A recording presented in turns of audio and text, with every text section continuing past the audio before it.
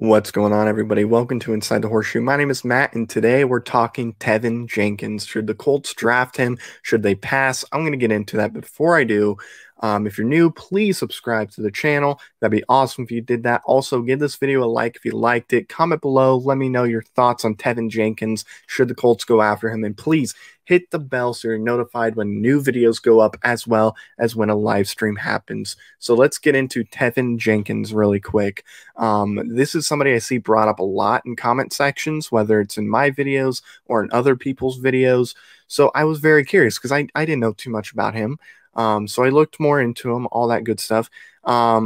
He is somebody who is very violent when it comes to blocking. He doesn't just want to block and protect the quarterback. He legit wants to take the defensive lineman that he is going at, and he wants to legit destroy them and ruin their day. He wants to throw them on the ground, maybe sit on their face. He wants to go at you. He will not just go at you gently. He will go at you violently.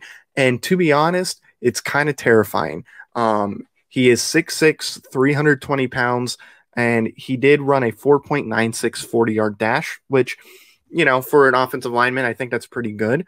Also, something that I think we should look at right now with Tevin Jenkins that I think is really interesting. And after seeing this, it really gets me excited. This is on Pro Football Focus's Twitter, as we see right here. Over the last two seasons at Oklahoma State, 582 pass blocking snaps, 11 quarterback pressures were allowed, and no sacks. That's insane. For 2 seasons, as the guy down here says, he would be a terrible defensive lineman. Very true, but offensive lineman, that's pretty awesome. I did not know that going into it, so now with the idea of maybe seeing him being on the Colts gets me really, really excited, and it really shocks me that he's not being mentioned a lot because, like I said, I watched his footage, and he loves to be violent. He's very aggressive. He's big. I mean, 6'6", 320 pounds, and can still run decently fast. For an offensive lineman, that's pretty good if you ask me. Plus, like I said, only 11 quarterback pressures were allowed and no sacks in 2 seasons. That's pretty awesome. And it's not like he's playing in the MAC or whatever. He's playing in the Big 12. And the Big 12 is a conference that still has teams like Oklahoma and Texas. They have good teams there.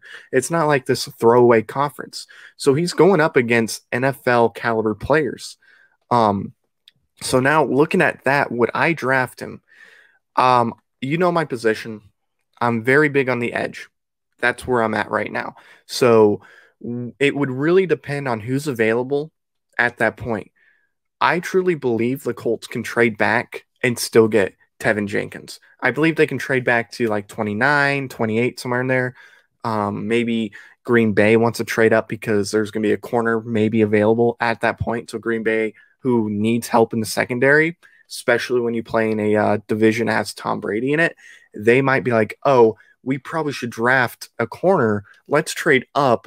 Oh, Indianapolis is right there. Let's trade with them. I could definitely see that happening. Same with like the Saints, because Lattimore, I believe, is going to be a free agent after this season. And I don't really see them re-signing him. So maybe they go ahead and they trade up so they can get a good corner. Maybe there's a good corner available at 21, and they say, you know what, screw it. Let's go after Indy's pick. Let's try to get it. And then, you know, we trade back. We're still in the first round, and we get a second-round pick additionally with that. That's pretty good. Or a third-round pick, pretty good. So it would really depend on who's available at edge when we pick, you know, if, you know, like Phillips is available or Owe is available or Russo. Well, maybe not Russo, but if Phillips and Owe are available, I'm going to say let's just go edge. However, if they're not available, and odds are Darisaw is going to be gone, Slater's going to be gone, Sewell's going to be gone, maybe Cosme's going to be gone, at that point, yeah, I would totally take him in the first round, especially if we trade back and we're able to get him. I don't think he's going to be available, though, once you get to, you know, later in the second round, which is where we would be picking. I don't think we're going to have an opportunity to get him at that point. So if Chris Ballard really wants him, I think the only way we're going to get him is if he's available in the first round.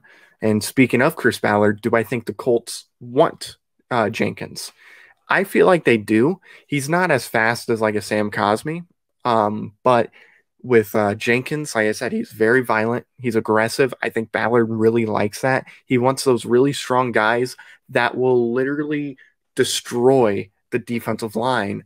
That way, our quarterback can have time to throw the ball. That way, our running backs can, get some extra yards. So having Jenkins there, especially when the Titans really added to that defensive line, I think that's something Ballard would definitely be interested in doing. Now, do I think he and the Colts are going to draft him? That's a different question. And I think it depends where we pick first. If we're picking 21st and, one of those really good defensive linemen, edge rushers are available, like Kwity Paye and, whatnot, I don't think so. I think Ballard realizes we need to add to our edge. Maybe he doesn't think we need to add there. Maybe he thinks Toure is enough. And look, I love Toure, but I think we need one more guy there too, because I don't think Toure and Banogu are going to be enough for us to really compete for maybe the Super Bowl within the next year or two. I don't think those two are going to be enough. So I think drafting a stud in the first round would really help us there. So I think that's what they're thinking as well. So if one of those big guys are available, I don't see Jenkins being taken.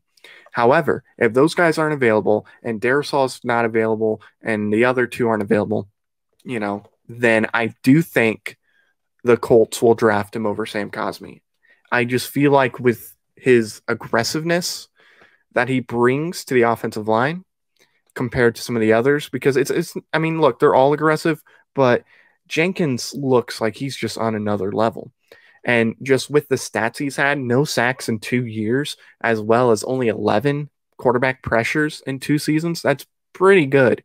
So I think Ballard sees that. Comparing it to Cosmi, I think he's going to go Jenkins first, but Jenkins might not even be available. This could be one of those weird situations to where, and I'm going to bring the NBA into this for a second, Patrick Williams, small forward, can play power forward.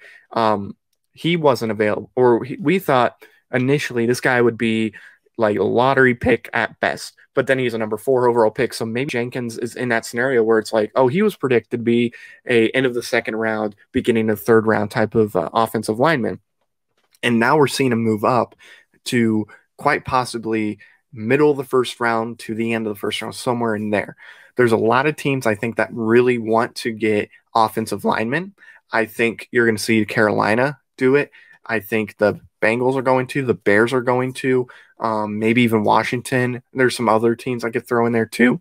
So I do think there are enough to where Jenkins might not be available. However, if he's available at pick 21 or wherever we trade to, would I make a move? Or what do I think that the Colts will make a move? Yes.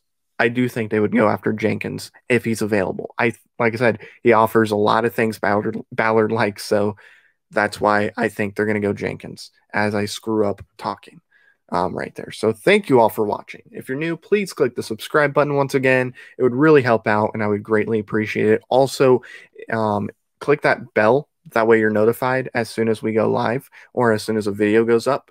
Also, if you like the video, give it a thumbs up, comment below, let me know your thoughts on Jenkins. Should we go after him or should we maybe go for somebody else? Let me know down below. So thank you all for watching.